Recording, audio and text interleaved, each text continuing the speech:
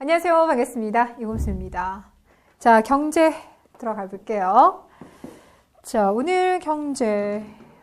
일단 조선은 앞서 잠깐 언급했다시피 농업 부분이 중요하긴 합니다만 그 중요한 위상이 예전 고려에 비해서 고려와 비교해 좀 다르다라고 말씀을 드렸어요. 그러니까 고려 같은 경우는 아직까지는 생활 수준 자체가 상공업을 많이 발달시킬 수 있는 정도의 생산력이 아니다 보니까 이제 농업이 중시되는 측면이었다면 조선은요, 유학적인 어떤 그 경제관 여기 근거해서 농업을 근본으로 삼았습니다.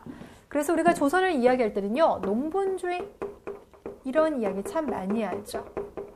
자, 그렇다면 이제 우리가 생각해보고 도대체 유교적인 경제관이 어떠하였길래 농업을 중시 여기는지 일단 관련된 사료를 좀 먼저 읽어보도록 할게요. 자, 교재에서 여러분들 농본주의 경제정책 141페이지 가운데 보니까요. 나와 있죠? 검소한 것은 덕이 함께 하는 것이고 사치는 악이 큰 것이니 사치스럽게 사는 것보다는 차라리 검소해야 할 것이다. 이렇게 얘기하고 있어요. 농사와 양잠은 의식의 근본이니 왕도 정치에서 우선되는 것이다. 그래서 왕 같은 경우도 직접 농사를 짓기도 하고 양잠을 하기도 했죠. 우리나라는 이전에 공업과 상업에 관한 제도가 없어 백성들이 게으르고 놀기 좋아하는 자들이 수공업과 상업에 종사하였기 때문에 농사를 짓는 백성들이 줄어들었으며 상업이 발달하고 본실이 피폐하였다. 이를 염려하지 않을 수 없다. 이렇게 놨습니다. 그러니까 뭔가 이 속에서 농업을 일단 장려하는 것은 좋은데 그 안에 봤더니 상공업을 대단히 좀 이렇게 뭔가 이렇게 낮게 보고 있다라는 생각이 좀 드실 거예요. 맞아요. 이들이 왜 이런 생각을 했냐면요.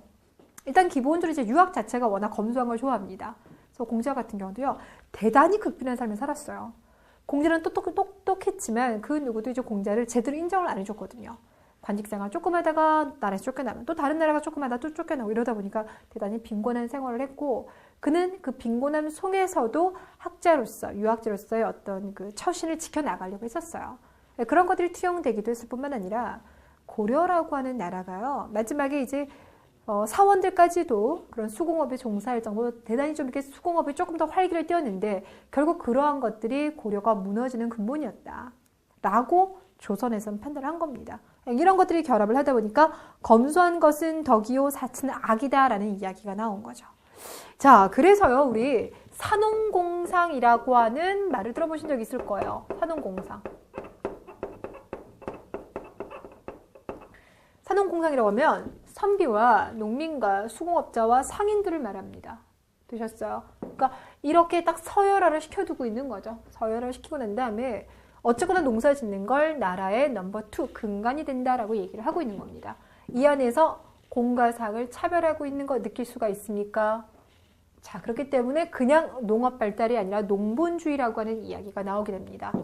자, 당연히 국가에서요, 농업 발달을 위해서 여러 가지 노력을 펼쳐나가겠죠. 자, 그러면 정부가 어떠한 노력을 펼쳐나가느냐?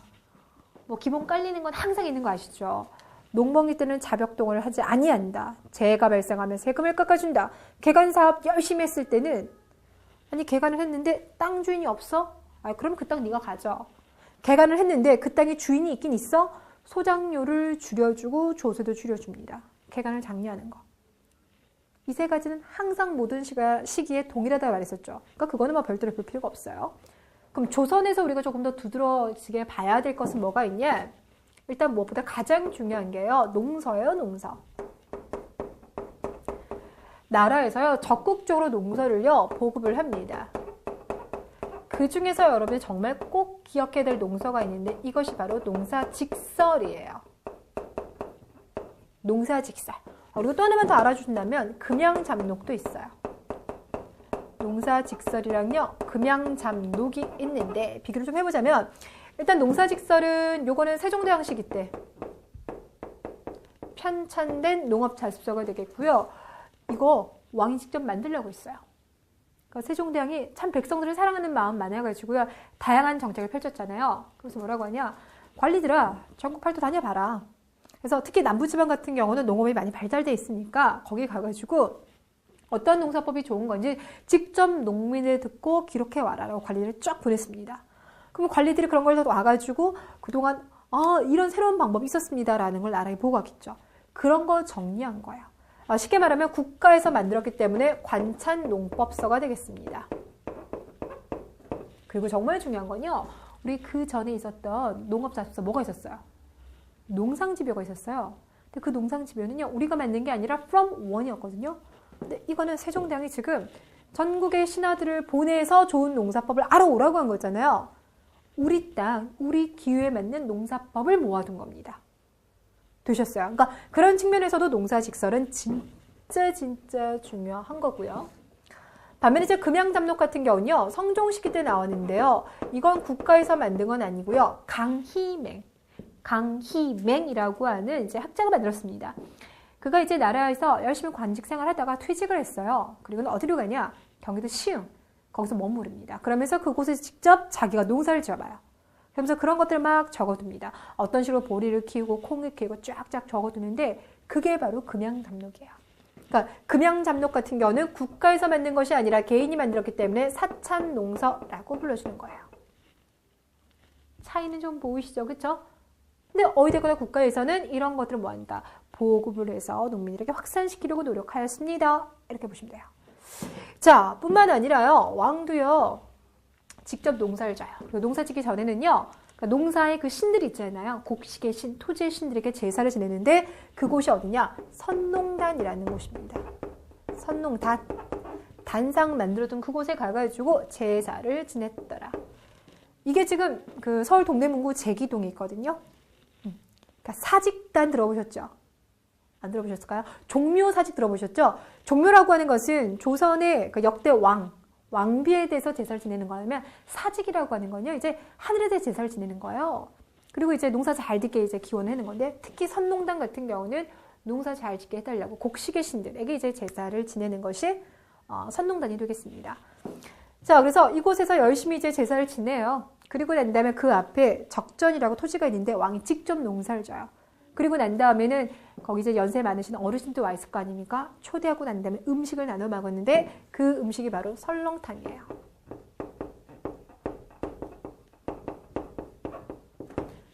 되셨어요? 자, 국가도 노력하지만 누구도 민중 스스로 일반 백성, 농민들 스스로도요. 농업 발달시키기 노력을 하는데 뭐 일단 쟁기라든지 낫이라든지 호미 이런 것들이 이전에 비해서 더 성능이 좋아져요. 그러니까 당연히 뭐 땅을 파거나 농작물 수확하기 좋았을 것이고요. 뿐만 아니라 우리 이전에 밭농사 같은 경우는요. 2년에 몇 번까지 가능하다 그랬어요. 3번 가능하다 그랬었죠. 근데 그게 이제 시작이 되었다면 이 시기에는요. 밭농사에서 2년 3작 그리고 한 개의 작물만 계속 수확하면은 그 땅에서 특정 영양분 빠져나간다 그랬죠? 여러 개의 작물을 번갈아서 농사 지었는데 이것이 처음 시작된 건 고려 말이라면 이것이 확산되는 것은 조선 초. 자, 거기에다가 논농사에서는요. 이양법이라고 해가지고 모내기 들어왔었죠. 이 모내기가 일단 실시가 돼요. 자, 단 조심할 건 있어요. 전국은 아니고 아직은 남부지방만. 전국적으로 확산되는 건요. 나중에 조선 후기 때가 될 겁니다. 그런데 여기서 이제 중요한 건 뭘 봐야 되냐면 이양법이라고 하는 건 여름에 모내기에서 가을에 수확하는 거죠. 그럼 남는 기간이 있어요. 겨울에서부터 다음에 봄까지. 저기 북부지방은 추우니까요. 겨울에서부터 봄까지 이게 뭐 농사를 안 짓고 논다 하더라도 거기다 뭔가를 재배하기 되게 어렵습니다. 너무 춥기 때문에. 하지만 따뜻한 경상도, 전라도 같은 경우는 그 기간에 보리 키울 수가 있어요. 자, 그러니 이양법을 하는 덕분에 벼도 키우지만 뭐도 할 수 있다. 보리 할 수 있죠. 1년의 농사 몇 번입니까? 2번이죠. 우리가 이걸 바로 뭐라고 하냐면 이모작이라고 해요.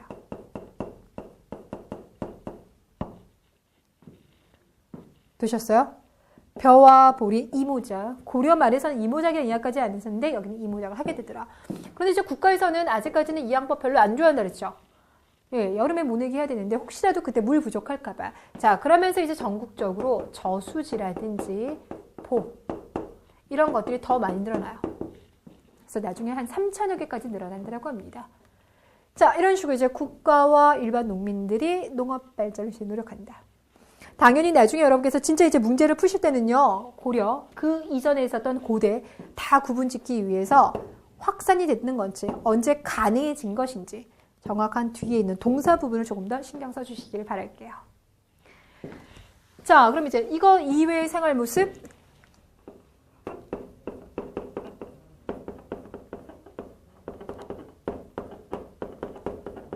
모습이라고 한다면 수공업과 상업 뭐 이런 거 들어가겠죠? 자, 먼저 일단 첫 번째 상업부터 볼게요. 농본주의를 표방했던 나라에서 당연히 상업은 국가가 어느 정도 통제를 했겠죠. 그리고 꼭 그렇게 접근을 하지 않는다 하더라도 항상 어느 왕조이든지 국가 초기 단계에서는 국가가 다 통제하다가 중간에 가면 풀어주는 모습이라고 말했어요. 자, 그러니 이제 여기서 같은 경우도 국가가 상인들 명단 다 파악하고 있거든요. 이때 한양에서 장사하고 있던 상인들을 뭐라고 불러주고 시전상인이라고 불러주고 지방을 돌아다니고 있는 상인들은 뭐라고 불러준다? 보부상 이렇게 불러준다. 됐습니까? 자, 그럼 다시 가겠습니다. 자, 시전상인들은 한양 중에서도요, 특히 이제 종로 쪽에서 나라가 만들어준 이 상점에서 장사하는 거예요. 장사하고 뻔한 거죠. 점포세도 내야 되고 상세도 내야 돼요. 이해되시겠어요? 자, 그렇다면 그들 중에서 뭐 특히나 이제 인기 있었던 상인들은 돈 많이 벌었겠죠. 그들이 바로 누구냐면 육의전에서 장사했던 상인들이에요. 시전 중에서도 이제 육의전이다 그러면 6가지의 품목을 다루고 있는 상인들이 될 텐데 옷감 일단 4가지. 일단 뭐가 있습니까? 무명, 그다음에 명주, 모시, 삼배, 옷감 4가지에다가 종이랑 어물. 이 6개의 상점이 가장 잘 나갔다고 합니다. 돈도 되게 많이 벌었어요. 자, 근데 눈에 띄는 건 뭐냐면 국가가 워낙 이제 상업을 통제하다 보니까 한양에서는요, 이들만 장사하는 거예요. 근데 이들 말고 나머지 사람들이 국가의 허락도 안 받고 장사한다. 그럼 국가가 그거 가만히 안 둬요. 당시 시전 상인들의 어떤 상행위를 조절 통제했었던 기관이 경시서입니다. 경시서는 앞전에 고려에 있었죠. 그 경시서가 나중에 평시서로 이름을 바꾸게 될 텐데, 그럼 평시서 같은 경우는 이들이 혹시 가격을 지나치게 올리는 건 아닌지, 뭐 담합하는 건 아닌지 뒷조사 들어가요. 뿐만 아니라 시전상인 아닌 사람들이 국가로부터 허락도 안 받은 사람이 장사하는지 조사를 하는데요. 우리가 이걸 바로 뭐라고 하냐면 금난전권이다 라고 불러줘요. 금난전권. 시전은 국가가 허락한 상가, 난전이라고 하면 국가의 허락을 받지 아니하고 장사하는 사람들. 자, 그들이 벌린 팔을 난전이라고 하는데 그 난전을 금할 수 있는 권리. 이런 게 있었어요. 처음에는 평시서가 그걸 가지고 있다가 나중에 가면 시전 상인들에게 그걸 주는 거예요. 자, 그러니 이런 거죠. 이제 종로거리가 쫙쫙 있습니다. 그래서 육의전을 비롯해서 이렇게 이제 국가가 만들어준 상가들이 쭉 있어요. 장사를 해요. 근데 봤더니 이런 뒷골목 같은데 이런 거 보면 조금은 뭐랄까 뭐랄까요? 어머니들 바구니 같은데, 그렇죠. 조금은 바구니 같은 데다가 들고 와가지고 농사 지은 거 갖다 파는 사람들이 등장하는 거예요. 그럼 이런 사람 입장에서는, 뭐야, 우리는 지금 국가가 필요하는 뭐 세금도 내주는 것 뿐만 아니라 국가가 필요한 물품 있잖아요. 물품까지도 이 사람들은 갖다 바치는 사람이거든요. 그러면서 장사할 수 있는 권한을 넘겨받은 사람들인데, 니들은 세금도 안 내고 지금 말하면, 노점장하고 있는 거야? 말 안 돼. 국가에서 이런 거 금지시킨다고 했어. 그거 하는 권한이 바로 금난전권이라고요. 되셨습니까? 네, 이것도 나중에 말하자면 이런 금난전권이 나중에는 너무 심해져요. 그러니까 가난한 농민들이 어떻게라도 먹고 살기 위해서 농산물을 갖다 팔고 있는 수준까지도 인정을 안 하더라. 그러다 보니까 시전상인들과 난전상인들 간의 충돌이 계속 발생해요. 그래서 정조 때가 되면요, 이런 거 없애져버립니다. 되셨습니까? 근데 아직은 아니에요. 아직까지는 시전상인들은 국가가 필요한 물품 이제 감당하는 대신에 한양에서 장사할 수 있는 독점적인 권한을 가지고 있는 상인들이다. 반면에 이제 이 보부상들이 이제 활약하고 있는 이곳은 지방. 지방에 가면 우리 5일장 쓴다고 하잖아요. 지방 곳곳에 이제 장시가 조금 더 본격적으로 형성이 되기 시작해요. 이 장시가 처음 등장한 건 이제 15세기 말 정도에 등장해요. 그러다가 16세기가 되면 이제 전국 곳곳에 생기다가 18세기가 되면요, 한 1000여 곳 생겨요. 그러니까 웬만한 뭐 군현은 기본이거든요. 면 단위에서도 막 생기기 시작하는 거죠. 되셨어요? 그러니까 그런 곳들을 다니는데 뭐 경상도에서 장사하다가 저기 함경도까지 가는 건 아니고요. 그 일대 동네들. 그러니까 5개의 지역을 번갈아 가는 거죠. 그래서 1일 날을 A 곳에서 물건을 팔았다면 2일 날은 B, C, D, E. 그리고 다시 6일날 되면 다시 A, B, C 이렇게 들어갑니다. 이제 5일장 형태가 여기서 나타납니다. 되셨어요? 여러분 교재 보시면 보부상의 모습 보이죠? 여러분께서 사극 같은 데서 많이 보셨던 그 장돌뱅이의 모습이 되겠습니다. 자, 그리고 다시 한번 말하지만 여기 나와 있는 시전상인이라든지 보부상 같은 경우는 국가의 허락을 받은 상인들이에요. 그래서 뭐라고 하냐? 또 관자가 들어가요. 관청으로부터 허가를 받은 상인들이다 라고 해서 관어상인 이렇게 불러줘요. 자, 그 다음 조선에서도 국가가요. 그렇다고 해서 화폐를 안 만든 건 아니에요. 만들긴 만들었어요. 조선 통보, 뭐 저화 이런 것들을 유통하긴 했는데 워낙 자급자족을 꿈꿨잖아요. 그죠? 검소한 걸 꿈꾸다 보니까 돈 쓸 일이 별로 없어요. 그래서 요거보다는 이제 옷감이라든지 뭐 포 같은 거 있잖아요. 옷감이라든지 곡식을 통한 거래가 조금 더 많았더라. 자, 이번에는 수공업. 수공업도 두 가지인 거죠. 국가가 통제하는 수공업이냐, 개인이 주도하는 수공업이냐. 당연히 조선 전기에서는 누가 주도하더라? 국가가 주도하더라. 그래서 이걸 관청수공업. 자, 관청수공업에서요. 관청에서 부르면 나가서 물건 만드는 사람들을 뭐라 불러준다? 공장이라고 불러준다. 근데 문제는 몇 세기가 되면, 16세기가 되면 조절이 안 돼요. 16세기 되면 국가 약간 살짝 풀어지다 보니까 이제는 국가가 불러도요. 안 갈래. 그냥 난 적당히 돈 주고 말래. 이런 분위기도 나와요. 자, 이런 것들을 부역제해이라고 합니다. 헤이, 풀어지더라 이거죠. 그러면서 자연스럽게 민영수공업으로 넘어가게 되는데 관청수공업에 종사했던 사람들을 이제 공장이라고 한다면 여기는 뭐라고 불러줄까요? 공이 아니라 사자사자를 써서 사장 이렇게 불러주게 되죠. 여기 안에는요. 뭐 일단 간의 수공업으로서 우리 어머님들이 집에서 물건 만드시는 거 있잖아요. 옷감 만드는 거 이런 형태까지도 포함되고 있습니다. 자, 이번에는 무역. 제가 지난번에 그 조선과 명나라의 관계를 얘기를 하면서 어떻게 얘기냐면 명나라 같은 경우는 사절단들 왔을 때잖아요. 그 사신들을 왔을 때 교역하는 거 말고 나머지 형태는 거의 금지했습니다라고 말했는데요. 이게 실제로 그래요. 그래서 국가가 공식적으로 인정하는 무역 형태. 이때 공식적으로 인정한다면 다른 거 없고요. 사신들 왔다 갔다 했을 때 주거니 받거니 하는 거 있죠. 요 조공무역 형태 이런 거예요. 사무역이 그렇다고 해서 절대 없었던 것은 아니지만 거의 조공무역 위주. 이건 여진에 대해서도 마찬가지예요. 기본적으로 너희들과 교류하는 거는 사신들이 갈 때 우리가 주고 그리고 받는 이런 형태의 조공무역만 허락했었고 대신에요. 여진 쪽 위쪽에 있잖아요. 항상 농산물이 부족하거든요. 그거 부족하기 때문에 때로는 우리를 약탈하기까지 하니까 안 되겠다. 너희가 원하는 일정한 물품은 사가지고 갈 수 있도록 무역소를 설치해주면. 그래서 무역소를 두 군데 만들었었잖아요. 어디다가. 국경선이 처음엔 요 정도였죠. 아직까지 압록강 다 안 갔으니까. 그래서 경성, 경원 여기다 무역소를 만들어줬더라 이렇게 했었어요. 일본 같은 경우도요. 우리 그들과 교류했었죠. 특히 세종대왕 때 계약도 체결해가지고 교류했었는데요. 일본 같은 경우는 부산 쪽으로 많이 왔는데 부산을 비롯해서 일본인들이 머무르고 있는 곳 그곳에 이제 외관을 설치합니다. 그곳에서 교육을 하게끔 허락을 해줬어요. 자, 그동안 진짜 이것도 마찬가지네요. 고려시대까지 열심히 공부를 했기 때문에 조선시대에서는 이런 생활 모습 같은 경우도 기본적으로 우리가 알고 있는 바탕에다가 살짝만 바꿔주면 되기 때문에 예전에 비해서는 어려움이 좀 많이 줄어들지 않았나 싶습니다.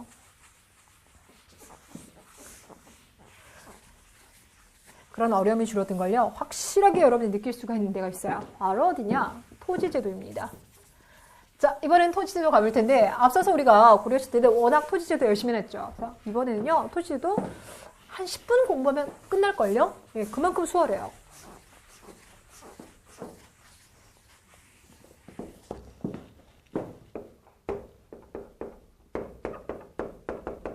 자, 일단 첫 번째는요. 토지를 나눠봅시다. 우리가 관심을 가지고 있는 건요. 토지의 주인이 누구냐 이건 별로 관심 없다 그랬죠. 네, 그럼에도 불구하고 한번 생각해보면 토지의 주인을 가지고는 공전, 사전. 이때 사전은 민전이라고 한다. 그럼 그 민전 중에서 다시 조세를 누구에게 내느냐, 누구에게 내느냐라고 하는 건 결국 수조권의 문제 아니겠습니까? 그 수조권을 누가 가지고 있느냐에 따라서 다시 공전과 사전으로 나뉘어진다. 이렇게 얘기했었죠. 되셨어요? 자, 그러면서 이제 공전에 들어가는 것은 뭐가 있었냐? 공회전, 내장전, 뭐 그다음에 학전, 둔전, 이런 거 얘기했었어요. 맞아요. 공회전, 내장전, 학전, 둔전 이렇게 가는데 여기도 마찬가지로 공회전 그대로 가요. 그럼 이건 누구한테 줄까요? 관청, 그렇죠. 관청에게 토지를 주고 난 다음에 관청에서 필요한 경비는 여기서 나오는 이제 10분의 1 가지고 써 이렇게 되는 거고요. 그 이전엔 내장전이라고 했었는데 여기서는 이제 뭐라고 불러주냐면은요. 여기서 불러주는 거는 내수사전.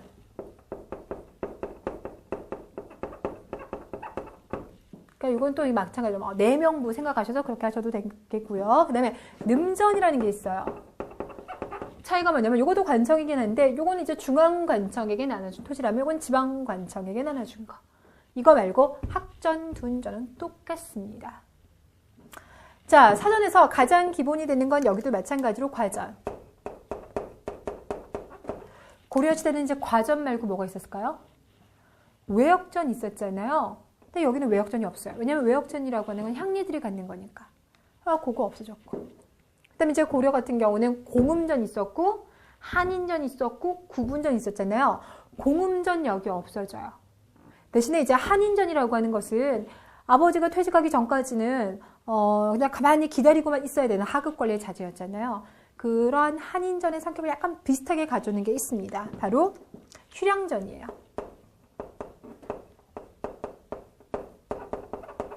단 조심할 건요. 이 휴량전 같은 경우는 계속 받는 것이 아니라 20살까지만.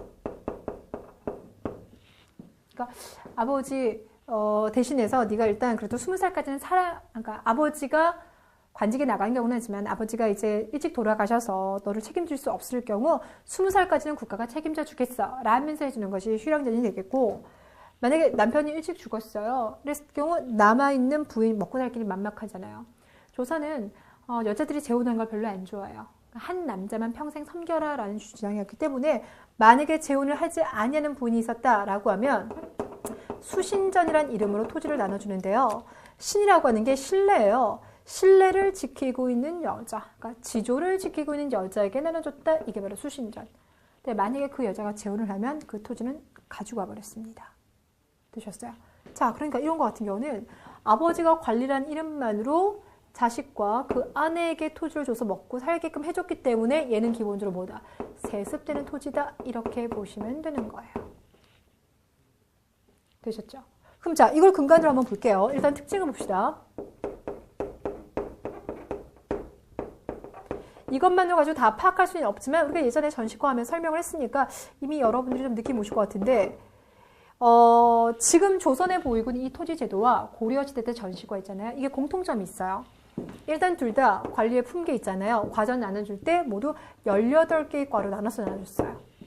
그러니까 과전을 지급하는 기준이 모두 18개로 나뉘고 있었다. 그다음 이거는 내가 지금 현재 관직에 나아가는 대가로 줬기 때문에 내가 나중에 퇴직을 하게 되면 국가에다가 토지를 반납하는 것이 원칙입니다 라고 얘기했었고, 국가가 너 그 토지 다 가져라 라고 하는 것이 아니라 그 땅에서 나오는 조세를 받아 먹어라, 여기에만 한정돼 있었더라.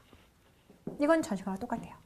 이제 차이점이라고 한다면 전시과 같은 경우는 전지, 시지라고 해서요. 시지, 땔감을 구할 수 있도록 임야도 뒀었지만 이들은 시지를 안 줬다라는 거. 또 전시과는 전국의 토지를 대상으로 했는데 그러다 보니까 문제가 많이 발생해서 경기도의 토지에만 한정시켰다.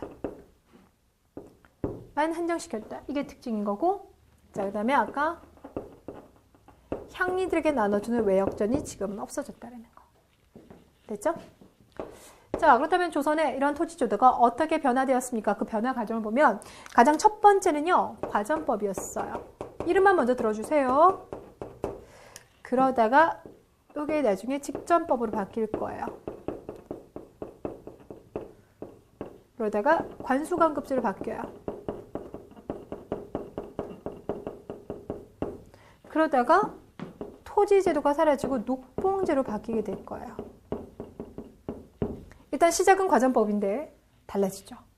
자, 하나씩 보자면 과전법이라고 하는 걸 시행했던 건 고려말 공양왕 때 시행한 거 혹시 알고 계세요? 권문세족이 가지고 있었던 토지 확 부질러버리고 난 다음에 그것을 신진사대부가 새롭게 나눠준 것. 그래서 이때는요, 나라 일 지금 하고 있니? 그러면 그 하고 있는 사람이 지금 현재 나라 일을 하고 있거나 이미 물러나거나 상관없이 그들에게 토지를 나눠줬더라. 이거였죠. 근데 이제 문제는 점점 시간이 지나가면 갈수록 토지가 부족해져요. 그래서 세조가 관리직에 나눠줄 토지가 부족하니까 누구는 빼고 퇴직은 빼고 현직, 지금 현재 관직하고 있는 사람들에게만 토지를 나눠주겠다. 그래서 이들을 직관이라고 하고 그들을 이제 산관이라고 얘기한다 그랬죠. 그다음 토지가 부족해지고 있는 상황이기 때문에 휴량전이랑 수신전 같은 경우는 이때는 없애버렸어요. 자, 그럼 여기서 바뀐 것 같은 경우는 누구에게 주느냐, 그 대상자가 바뀌는 거라면 관수관급제는요, 성종 때 시행을 하는데요, 지급하는 방법이 달라져요. 그러니까 현직에게 주는 건 똑같은데요, 주는 방법이 원래 백성들이 농사 짓고 난 다음에 국가에다가 내는 걸 대신을 해서 중간 관리에게 받아 먹으라는 거였잖아요. 그렇죠? 근데 문제는 뭐냐면 그러다 보니까 관리들이 계속 수탈을 해요. 그래서 안 되겠다. 일단 백성들이 국가에다 내면 국가가 다시 관리들에게 나눠주는 방식으로 바꿔버렸어요. 이게 바로 관수관급제예요. 원래 조세는 백성들이 국가한테 내는 건 맞지만 우리가 지금 계속 공부하고 있는 건 백성들이 관리에게 직접 내야 되는데 국가가 받아서 관리에게 다시 나눠주는 겁니다. 그것도 수수료를 조금 떼버리고. 왜 하는지는 아시겠죠? 그만큼 관리들이 중간에 자꾸 수탈을 해버리다 보니까. 그나마 그것이 이제 사라지면서 명종 시기 때가 되면 아예 녹봉제로 바뀌어지면서 토지 자체를 안 주게 되는 거야. 제도 자체가 끝나버려요. 자, 그러다 보니까 어떤 이제 변화 모습이 생기냐면 뒤로 오면 올수록 변화되는 모습이 주는 사람이 줄어들거나 주는 방법이 달라져요. 그러다 보니 양반 입장에서는 점점 가면 갈수록 내가 받을 수 있는 토지가 줄어드는데 그렇다면 현재 내가 지금 관직에 있을 때 좀 더 챙겨야지 이런 생각하지 않겠습니까? 자, 서서히 그들의 토지 소유욕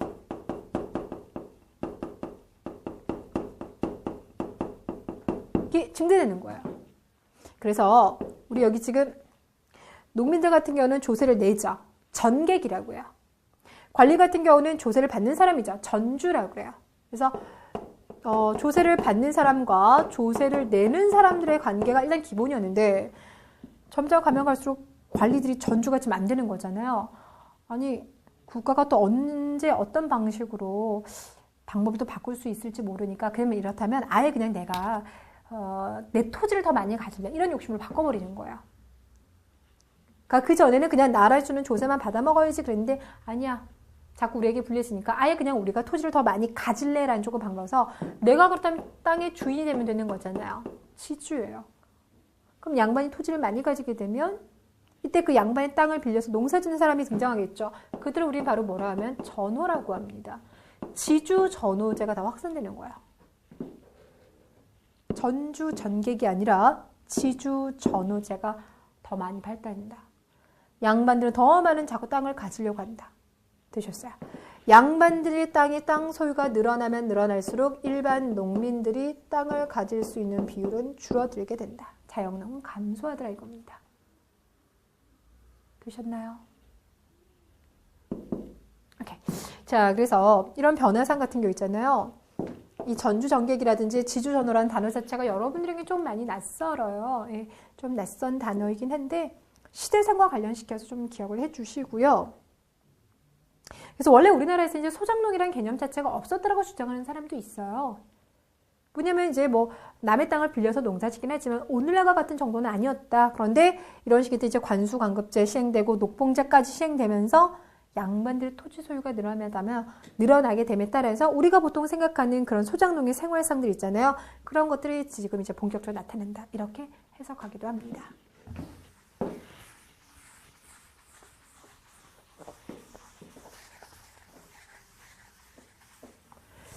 자, 이제 여러분들 마지막인데요. 마지막은 조세제도 들어갑시다. 이 조세제도는요, 그동안 많이 배웠었던 조세공납역인데, 그동안 우리는 이제 공부할 때 뭘 걷느냐, 여기에 주목했죠. 그러니까 생산량을 걷느냐, 특산물을 걷느냐, 뭐 노동력을 수치하느냐, 무엇을 걷느냐에 주목을 했다면, 지금부터는 무엇을이 아니라 그렇다면 어떻게 걷느냐, 걷는 방식에 주목을 좀 해주세요.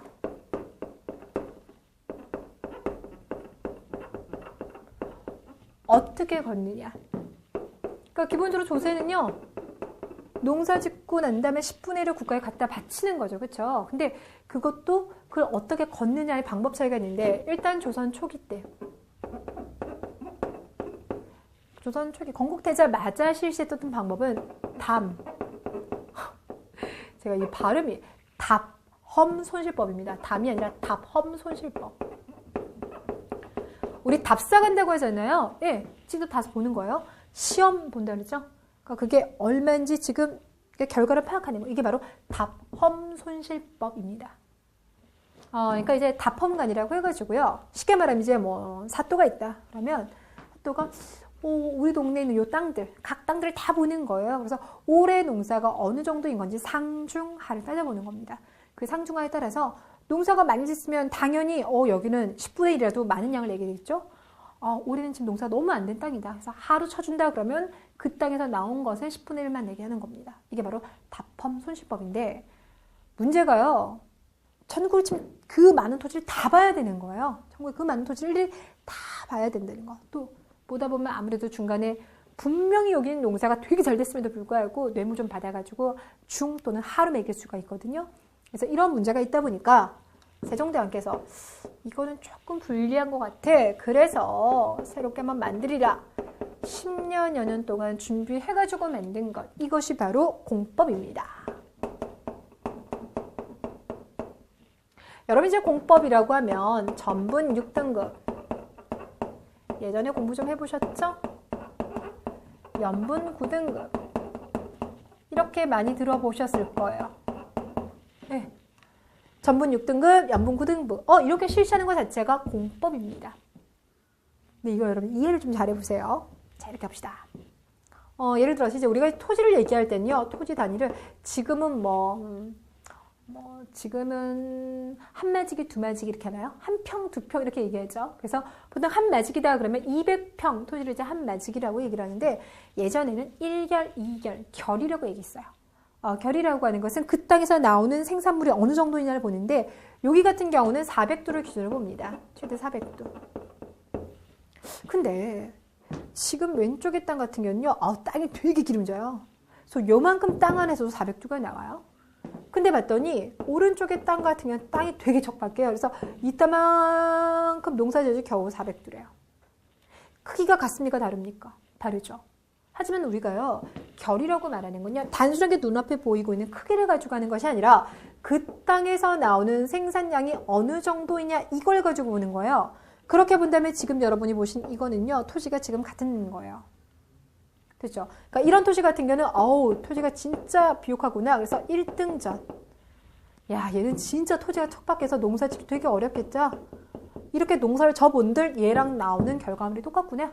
그래서 실제로요, 1등전 곱하기 4배를 해야지만 6등전이 나왔다고 해요. 그러니까 얼마나 걷었느냐, 이걸 가지고 1결이라고 합니다. 1결 된 거죠. 자, 이런 식으로 해서요, 토지의 비옥도를 가지고 6개로 나눈 거예요. 1등전, 2등전, 3등전, 4등전, 5등전, 6등전. 이게 바로 전분 6등급입니다. 근데 이런 건 한 번 이제 고정되면 쭉 가는 거죠. 뭐 올해는 토지의 영양 비옥도가 대단 좋았다가 다음에는 척박해졌다. 그게 아니라 뭐 특별한 변동이 없는 이상 그 땅의 비옥도는 거의 이제 고정적인 거니까 한 번 조사하고 쭉 간다고 칩시다. 중간에 한 20년마다 이제 한 번씩 토지 조사 사업을 벌이니까 그때 좋아지면 다시 개선될 수 있지만 한 번 고정되면 쭉 가는 형태. 그러면 연분 9등급이라고 하는 뭐냐면 그의 농사를 져서 풍년과 흉년이 어느 정도 된 건지, 풍, 흉, 이걸 고려하는 거야. 풍년과 흉년. 만약에 올해 우리 집 농사가 진짜 잘 됐어 이러면 상상년. 그거보단 조금 안 된 것 같은데요. 상중년. 그거보다 조금 낫습니다. 상하년. 그럼 상자 들어온 게 3개 나오겠죠? 중자 들어간 것도 3개 나오겠죠? 하자 들어간 것도 3개 나오지 않겠습니까? 그래서 뭐 하중년, 가장 마지막이 하하년. 그러니까 모두 9개가 나오죠. 자, 만약에 상상년이 됐다 그러면 400도에서 20분의 1만 걷어드립니다. 얼마 나올까요? 20도. 그럼 상중년이다 그러면 여기는 18두, 16두 쭉쭉 가서 여기는 6두, 여기는 4두. 그러니까 최저 4두에서 최대 20두까지 걷는다. 예, 이게 바로 연분 9등급이에요. 됐어요? 자, 그럼 여기서 이제 여러분들이 제대로 이해를 했는지 제가 질문을 좀 내볼게요. 돌쇠가 있어요. 이름은 이래 보여도 얘가 땅 좀 가지고 있나 봐요. 자, 이 친구 가지고 있는 토지를 봤더니 1등전 1결이 있어요. 2등전 토지 또 1결이 있대요. 예전 신라시대 같은 경우는요, 보통 농민들이 1결 정도 소유했거든요. 이것만 봐도 돌쇠는 조금 많이 가지고 있죠? 자, 5등전 3결이 있대요.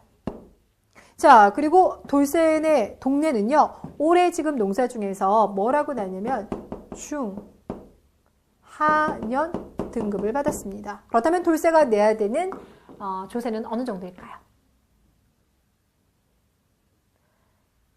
되게 복잡하지만 실제로 하나도 안 복잡해요. 왜냐면 그래서 결국 돌쇠가 가지고 있는 모두 토지 얼마입니까? 5결이에요. 1등전 하나, 이거보다 조금 더 넓은 2등전 하나, 그 다음에 5등전 3개 합산돼서 결국은 5결. 그러니까 이건 볼 필요가 없는 거예요. 이거는. 그러니까 5결이 나온 거고, 중하년이면요, 중하면 결국 10두거든요. 5결 곱하기 10이니까 결국 50두의 조세를 내면 되는 겁니다. 이렇게 내는 거예요.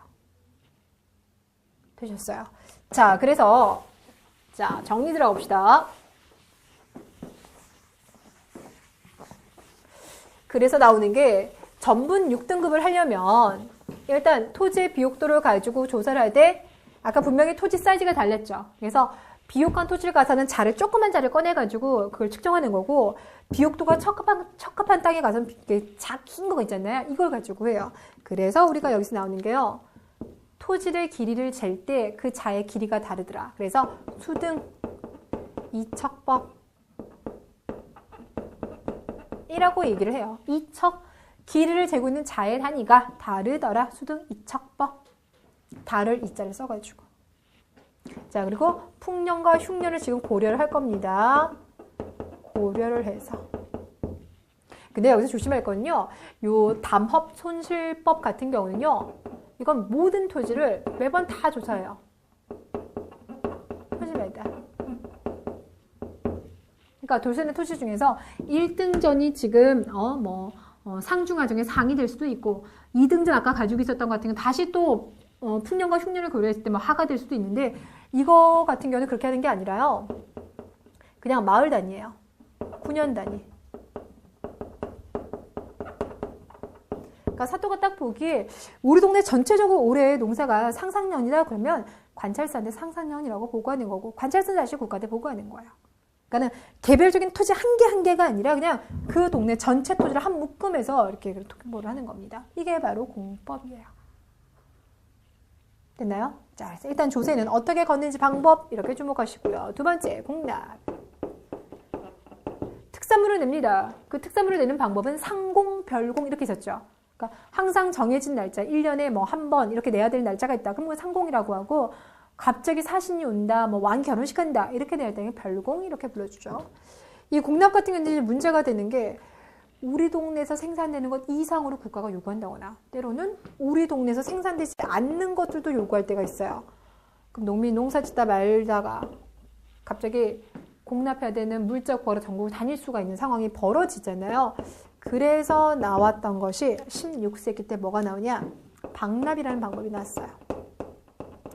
공납을 내긴 냈는데 일단 중간 업자들이 먼저 내요. 그리고 난 다음에 농민들에게 돈을 걷어서 그 대가를 다시 받는 거. 근데 문제는 자기네들이 국가에 냈던 그 이제 물품 비용보다 더 많은 걸 걷어가는 게 문제가 되죠. 그래서 이런 문제가 나중에 너무 심각해가지고 대동법이라는 걸 광해군 시기 때 시행을 했었죠.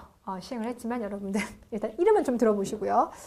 수업 시간에 잠깐 언급했는데 어차피 그거 조선 후기 때 다시 한번 다루게 될 테니까. 자, 그 다음에 이제 요역. 군역 같은 경우는 3인 1조라고 해서 보법 설명하면서 쭉 해서 진한 거 빼고요. 요역. 공사판에 동원되는 거 말할게요. 이 공사판에 동원되는 게 정말 힘들어요. 그래서 성종 같은 경우는 그 폐단을 어느 정도 정리를 하기 위해서 뭐라고 하냐, 8결의 토지를 기준으로 해서 한 명만 뽑아라. 그리고 그 사람을 시킨다 하더라도 6일 이내에만 일시켜라 라고 얘기를 했어요. 근데 문제는 지켜지지 않는 거야. 8일 일시키라고 했는데 막 10일도 일시키고 지켜지지 아니하더라. 그러다 보니까 사람들이 공사판 알아? 그럼 잘 안 오는 거예요. 특히 이제 16세기에 가면서는 모든 게 좀 느슨해진다 하잖아요. 그 국가에서는 자꾸 이렇게 일할 사람이 부족해지고, 결국 그러다 보니까 써먹는 방법이 뭐냐면 군대에 왔던 사람들 데리고 공사를 하는 거예요. 우리가 이 현상을 바로 뭐라고 하냐면 군역의 요역화라고 불러줘요.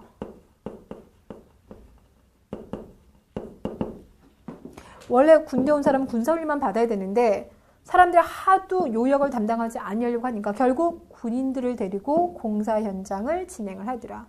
그러다 보니까 나중에 군대도 같이 안 오려고 그래요. 그래서 방군수포 대립제 이런 거 들어보셨죠? 네. 그러니까 일반 농민들이 한양까지 가기 힘드니까 사람을 대신 보내는 대립제. 군대 안 가려고요. 포를 내는 방군수포제, 방군수포제 이런 것들이 이제 나오기 시작하는 게 바로 이런 것 때문입니다. 군대가 너무 힘들어지니까. 이해되시겠습니까? 오케이, 좋습니다. 자, 이렇게 하면 여러분들 교재 우리 141페이지부터 쭉 다 진행을 해서요. 146페이지까지 했는데요. 그 중에서 여러분 시간적 여유가 있으니까 제가 하나만 좀 같이 읽어드릴 게 있어요. 어디냐면 145페이지 관수강급제 관련된 사료입니다. 자, 거기 봤더니 얼마 전에 내리신 전지를 받들었는데 직전에 조세를 어떤 이는 백성들 하여금 스스로 경창에 바치게 한 후 관에서 나누는 것이 좋겠다 하고, 어떤 이는 경창에 바치는 것이나 쥐죽에 바치는 것이나 민폐는 다를 바 없으니 그대로 그전대로 하는 것이 좋겠다고 하는데 이 가운데 어떤 게 좋겠느냐 이렇게 물어봤어요. 그러니까 관수강급제 이야기 나왔을 때 백성들이 관리한테 주던 기존의 방식을 갈 것이냐, 아니면 백성들이 국가한테 내면 국가가 다시 수수를 떼고 관리들한테 줄 것이냐 이거였는데, 근데 봤더니 신이 여러 고을의 백성들에게 물었더니 모두 경창에 스스로 바치고자 합니다. 그러니까 백성들이 관리한테 내는 게 좀 부담스러웠다는 거죠. 그래서 스스로 경창, 나라에다 바치고 싶어 하는 거니까 이런 얘기 나오면 관수강급제다 라고 이해하시면 됩니다. 자, 여기까지입니다, 여러분들. 자, 그러면 이제 조선 전기 시대도요, 문화 부분만 남아있네요. 다음 시간에 찾아뵙겠습니다. 수고 많으셨습니다.